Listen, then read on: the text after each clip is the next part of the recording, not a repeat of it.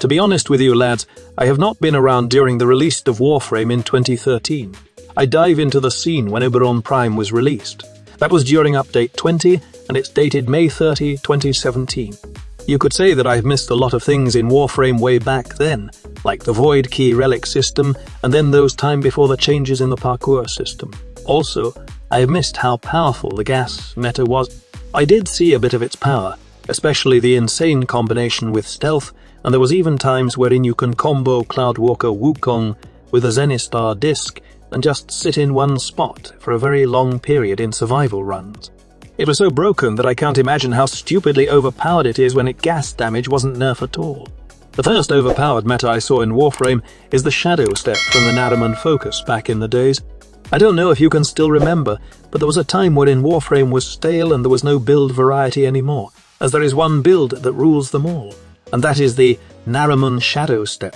There was a time wherein there's a method to get a busted invisibility that is unbreakable, even if you step inside a nullifier's bubble. The best part is, it got an easy activation as it pairs well with any melee weapon that can crit. So basically, what you just need to do in the past was to wait until you are able to activate Shadow Step. I think it was 3 minutes waiting time, and after that you can get full benefit from its invisibility. The best combo that you can do with this is while playing the meta spin to win maiming Atarax. This combo completely obliterates any other combo in the game that most new players would strive to get Atarax and max out their Nariman focus.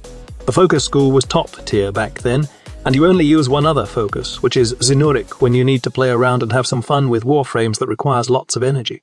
In addition to this, no new players would want any other weapon in their arsenal, but the maiming Strike Atarax and something that could deal with bosses in the past. You see, there was only the Star Chart missions in the past, with no open worlds and steel path levels, and this does nothing to the game when it comes to build diversity, knowing the fact that the maiming Strike Atarax combo with Nariman Shadow Step exists. And mind you, maiming Strike Atarax can hit through walls in the past, so you can see even a Necros just spamming his Atarax behind a door and killing enemies in the process. It was a mind-numbing meta, and it took long before Digital Extremes said enough is enough. First, they had nerf maiming strike and also remove the punch-through of the whip that can hit enemies even when there is an obstacle. And secondly, they released the focus rework, which made Nariman a loser focus. I say this because the only reason why you would want Nariman is for melee builds that requires combo duration.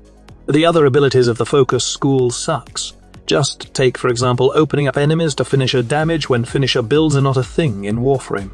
It's fun, but it's very slow, and the only way to make it good is with a Marked of Death setup, which they also nerf because of the insane nuke meta it created. Nariman Focus is nowhere near its past form, and Atarax is now a weapon long forgotten by Warframe players. In my opinion, this was the worst meta I have ever seen in Warframe. When you asked me of the most dumb, then this is on top of my list. So what's number 2, squad leader? Well, that's the monkey nuke meta, and let me ask you this, is it really gone now in Warframe? The nerf to Wukong and the nuke meta received a massive backlash, and many players were review bombing the Steam page of Warframe, saying that it was a bad decision to nerf the nuke Wukong meta. While they were sticking their pitchfork into the Warframe forums, subreddit and Steam page, I was just here laughing on how those players think that they have lost something really valuable to them when in reality, the nuke meta was slowly but surely ruining the game. I am absolutely sure that most of those players who had review bombed the Steam page was always happy when Digital Extremes was releasing nuke weapons and was salty when they nerf it bit by bit. While they were happy, I was concerned about the state of the game becoming very stale since, admit it or not, Warframe is really an easy game and the nuke meta just made it easier. The nuke meta was very potent during those times as there was no knockdown if you have primed sure-footed. Well, this is still in the game, but eventually expect that in the future, Digital Extremes will bring back the self-damage feature. Also, almost all enemies in the game were susceptible to nuke damage, but that got completely removed with the addition of damage attenuation and the rework to Eximus units, wherein some enemies are not affected by nuke damage. Then there was a few missions in the game that gives little disadvantage on using nuke weapons to kill enemies. And the worst part is, it seems like with the right setup you can have unlimited ammunition for your Chernobyl weapon. There was even times in Elite Sanctuary Onslaught wherein a Wukong with Kuva Brahma will out-damage a Sarin. Also, you will always see Wukong with Kuva Brahma running Void Fissure mission, then Steel Path levels, and almost all missions in the game. They are everywhere, and it was like it's the main goal of Warframe players to have both Kuva Brahma and Wukong. This was the end game in Warframe, and players forget that it's fun to play with other weapons.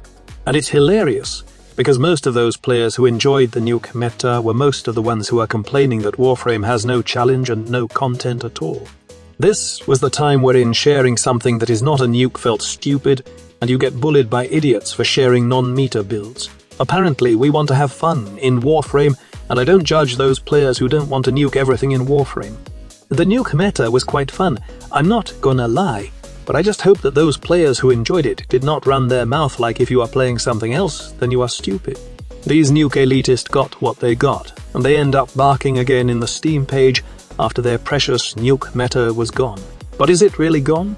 Well, there are still remnants of the nuke meta, and the Kuva Brahma and other nuke weapons are still an absolute beast for killing enemies, but not like before, wherein it's the only thing that can kill enemies in Warframe fast. I think Digital Extremes have done a good job in balancing the game right now, and nuke meta is not the only meta in the game which you can play in Warframe. So, how did the developer accomplish this?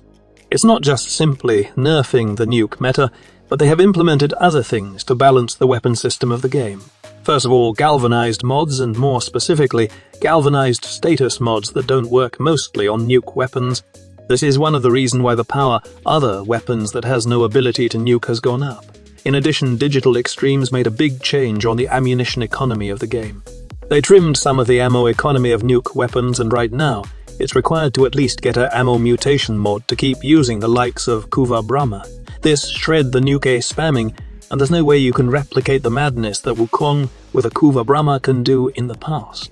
Speaking of Wukong, the developer also made sure that the Spectres don't have unlimited access to ammunition for nuke weapons. They share the same ammunition as what you have, and when they run out of ammo, then they will stop shooting unless you pick one up or dropped an ammunition pizza in the ground. I think it's safe to say that the meta right now shifted, and players begin to see the usage of other guns, especially that the developer also added the Incarnon system, wherein those mastery rank fodder weapons gets evolution, and some of them become meta after their Incarnon form was released. Just take, for example, Torrid. While it's hard to pique the interest of players using the ordinary Torrid, and to be honest, it was good only in specific setup in the past, but right now, it's universally good since its Incarnon form turned it into a beam weapon. Not just an ordinary beam weapon, but a beam weapon that shreds steel path enemies in seconds. While we see some nuking features also in other Incarnons, such as the Warframe, still it's not as powerful and universally good as the Incarnon Torrid right now. In my opinion, the nuke meta is not gun, but has been limited to the point that Digital Extremes were successful enough to get the build diversity back into their game. As I always said, nerfs and buffs are pretty common in looter-shooter, and in a sense this is sometimes the way of balancing things, or shaking the meta. Never expect that one meta will stay forever, as there will be changes, and it would be good just to enjoy the things that are currently meta while it lasts. Honestly, I like the things I am seeing right now in Warframe. They got that sense of urgency to balance things as fast as possible compared to the past wherein a broken meta will sometimes lag for years. Just take, for example, Chroma. The Warframe was so broken for many years, and it ended up being reworked, and Digital Extremes said that the damage buff was not intended. Sometimes I also disagree with their nerfs, just like, for example, Eximus units being able to damage Limbo while he is on the Rift. It just doesn't make sense. Now, I know for the fact that sometimes the developer are the ones to blame with these nerfs, since they are the ones to put in the game in the first place. So, let me ask you this, would it be good if the developers will have an open test servers, just like what they did with the Railjack system before they finalize their rework on it? Let me know in the comment section below. Finally, I would like to announce the winner of Platinum giveaway. The winner is displayed in your screen, and if you are watching this, then rest assured that I already sent your details to Digital Extremes and you will receive the 300 platinum later. Thank you all for your support throughout the years. It's really a joy creating content for you guys, and I thank you all for being at my side throughout my whole journey. More years, more guides, and hopefully more games that I can share in the future. Thank you so much for watching, and I will see you in my next video. Squad Leader signing off.